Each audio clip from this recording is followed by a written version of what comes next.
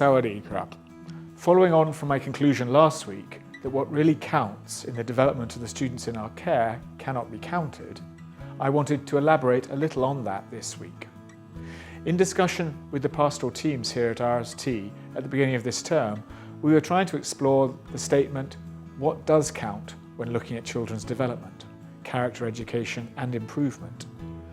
I think we all agreed that surely one of the most important measures is kindness. But what is kindness and what should it look like at RST?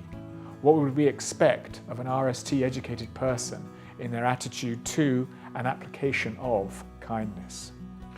According to the American Psychological Association, kindness is a benevolent and helpful action intentionally directed toward another person.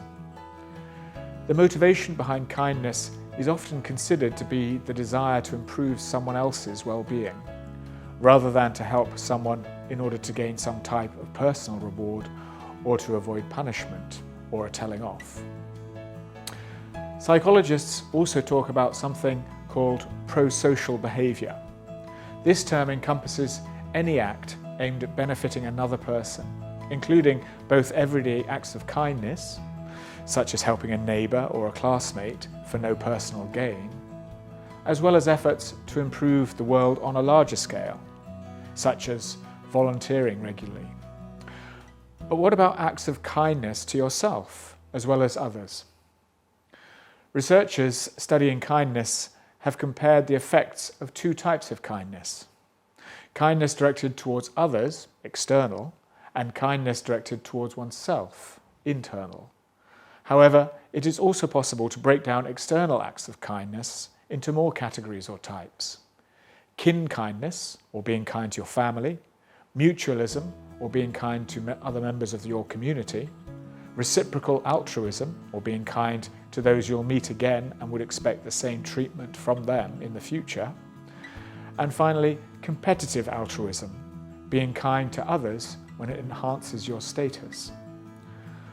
But kindness towards others and towards oneself can frequently be seen to be closely connected to each other and mutually beneficial, as many Eastern and Western philosophies espouse.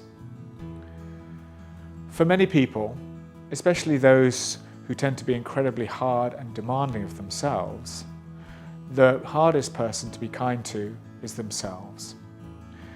By cultivating a kindness practice directed outwardly towards others, you can eventually begin to direct more kindness inwardly too. So what would we like kindness to look like at RST? Well, this was the question posed to the pastoral teams and what we are considering and working on right now. But what we can say is that it certainly does need to be two-way, and for me, selfless and in no way self-serving. So I would like all at RST to focus on the first two external categories, kin kindness and mutualism, and the byproduct of applying these should, and I hope would be, greater kindness and care of oneself, a greater sense of well-being, altruism and care for others and all that is around us. I hope you have a lovely weekend. Kopkun Krab.